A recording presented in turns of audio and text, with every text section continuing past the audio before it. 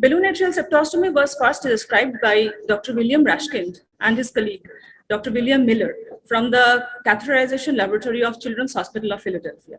After their landmark publication, the fate of children born with transposition of great arteries with intact ventricular septum changed for good. Several different techniques for this procedure has been described. I'm not going into the details of them. The purpose of septostomy is to enhance atrial level mixing in the case of transposition physiology. For hypoplastic left heart syndrome, balloon septostomy helps to decompress the left atrium. And in right-sided obstructive lesions with a restrictive foramen ovale, it helps to enhance the cardiac output. Besides transposition of great arteries with restrictive interatrial communication, there are several different indications for balloon atrial septostomy, such as decompression of left atrium in a patient on ECMO, hypoplastic left heart syndrome, restrictive foramen ovale in total anomalous pulmonary venous connection, and so on. But for the purpose of today's talk, I'm going to restrict myself towards discussing transposition and with poor mixing. Now let's have a brief look at the transposition physiology. We all know that in transposition, the systemic and the pulmonary circulations are connected in parallel circuit. So for survival of a patient born with transposition of great arteries, there should be some communication between the two systems. So that can be either at the atrial level, at the ventricular level, or at the level of the great arteries. At birth, because of high pulmonary vascular resistance, the duct flows from the pulmonary artery into the aorta, and the foramen still shunts from the right atrium to left atrium. So in effect, the upper body and brain gets supplied by hypoxemic blood, while the lower body gets blood supplied by blood which is hypersaturated with oxygen. Now, once the pulmonary vascular resistance falls, the duct starts shunting mostly from aorta to pulmonary artery, what we call effective pulmonary flow. And at the foraminal level also, we notice shunt from the left atrium to the right atrium, which we call the effective systemic flow. Now, the total systemic and pulmonary circulation is quite huge. However, the effective pulmonary and effective systemic flow is the amount of flow which actually takes part in gas exchange. So that is the reason we call it effective systemic and pulmonary flow. And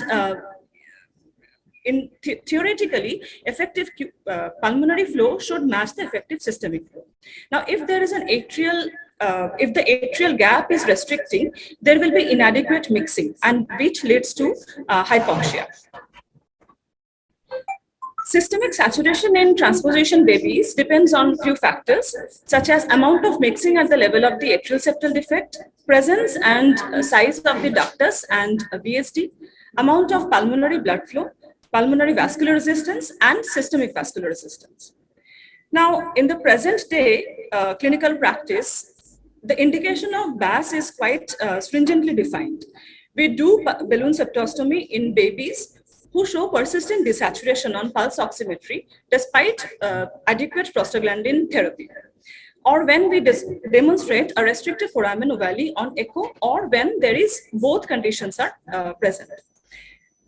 In today's world, cardiologists and also the cardiothoracic surgeons, we are moving away from routine stabilization of babies preoperatively by septostomy. People are now looking at their own results of early arterial switch and getting them published. This is a paper which was published in 2014 from New York, where they looked at their institutional results of early arterial switch of 140 babies born with TGA with or without ventricular septal defect, and who were born after 36 weeks of gestation. And there they concluded that delay of arterial switch operation beyond 3 days was associated with significant morbidity and healthcare costs.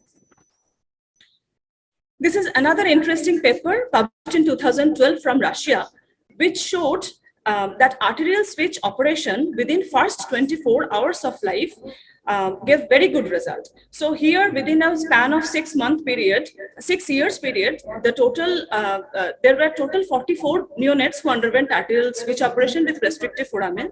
Of them, 8 babies presented within a median time of nearly 5 hours, where there was significant desaturation, acidosis, and high lactate level. The lactate level in the babies presenting ranged from 5.5 to 17 millimoles per liter, which is very high in any standard. And the pH ranged between 6.9 to 7.2. All these babies, 8 babies, underwent primary arterial switch operation within 24 hours of life, and the authors reported uneventful recovery, no in-hospital death or lead death. So that actually pushes us to think whether we can universally recommend early arterial switch operation even in very sick babies. However, the practice will differ from center to center and also will differ based on the individual center's expertise. Now, there is a agreed criteria of successful balloon septostomy. There should be an increase in the systemic saturation beyond 60% or a saturation increase by 10% from baseline. There should be no interatrial gradient, or the gradient should be below 2 millimeter mercury, and the size of the atrial gap should be more than 6 to 8 millimeter. This is a very nice and interesting article published from the Children's Hospital of Michigan. Here, they describe their experience of balloon septostomy performed in 42 neonates. Now, it is interesting to note that out of this 42 neonates, only 16 babies could be weaned off prostaglandin after balloon septostomy, and 26 babies continued to need balloon prostaglandin despite so-called adequate septostomy immediately after the procedure. So only 38% of this total neonates could be successfully weaned off prostaglandin. The median duration of stopping prostaglandin after balloon septostomy was 53.5 hours, which is well over 2 days. So there is no, so the cardiologist should not feel bad if immediately prostaglandin cannot be weaned off after balloon septostomy, because it is well documented that it takes time.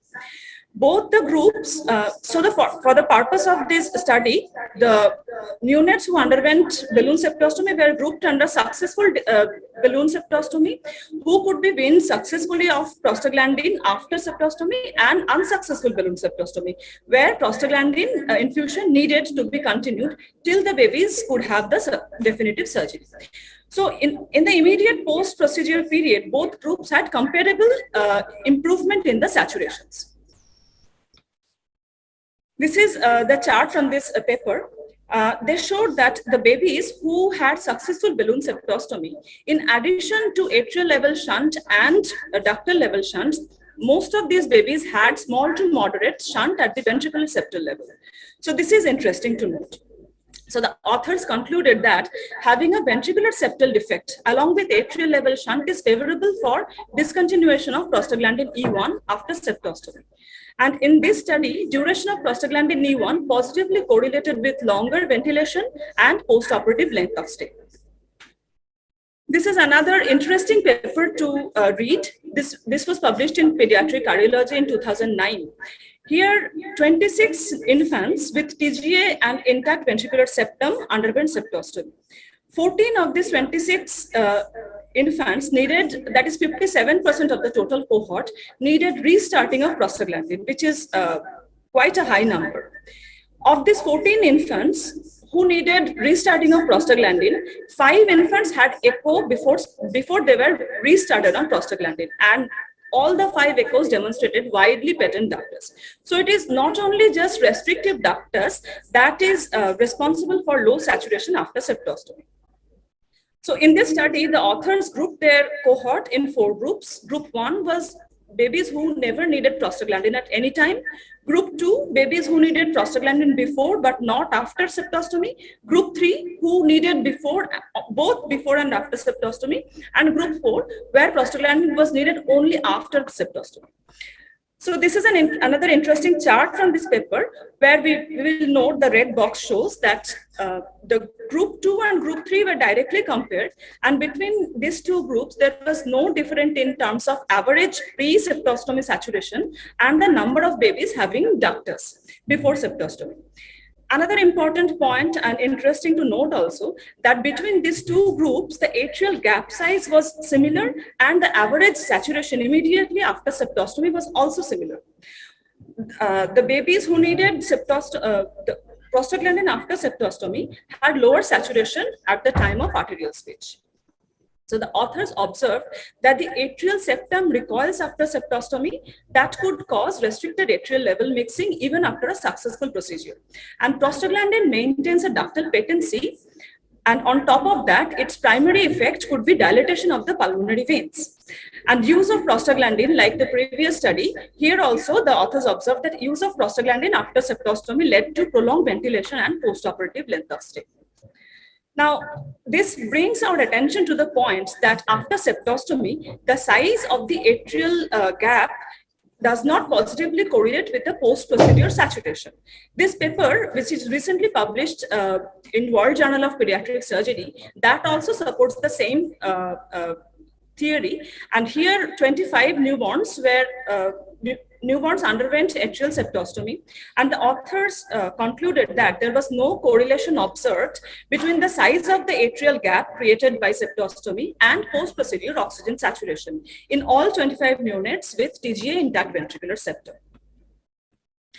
So, even though we appreciate that there is a certain amount of uncertainty about the outcome of balloon septostomy, however, as clinicians, while we are assessing our patient on the bedside, when we face such scenario, we should do a bedside echocardiogram to maybe rule out a few conditions which can be treated on the bedside.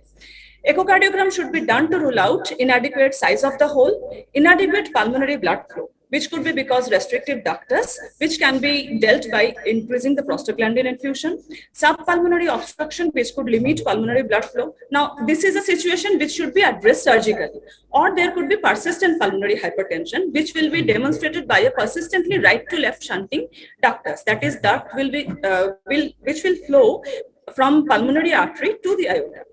Presence of aortic stenosis or coarctation will also limit mixing at the atrial level. There could be severe anemia, which we should not forget, and also complications of the procedure itself that could also lead to hemodynamic instability and desaturation. Now, this is a study published by French group of cardiologists, and this very nicely sums up the situation and how we should approach a baby who may be having persistent desaturation after septostomy. So what they recommend is, in case of TGA with restricted foramen, once the babies underwent septostomy, they recommend to monitor the regional cerebral saturation. And if the regional cerebral saturation is less than 50%, these babies should be started on prostaglandin infusion. And this monitoring should continue.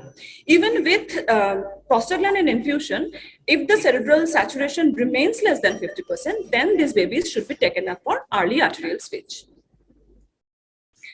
So to conclude, there is an ongoing debate between stabilization of very sick TGA babies with intact ventricular septum by balloon atrial septostomy versus an early arterial switch operation. Size of the atrial gap after septostomy does not correlate with improvement in saturation. Nearly 50% of babies may need prostaglandin after septostomy, and in experienced centers, early arterial switch may be preferred over prolonging prostaglandin therapy. And I thank you for your kind attention. Thank you, Devanshi.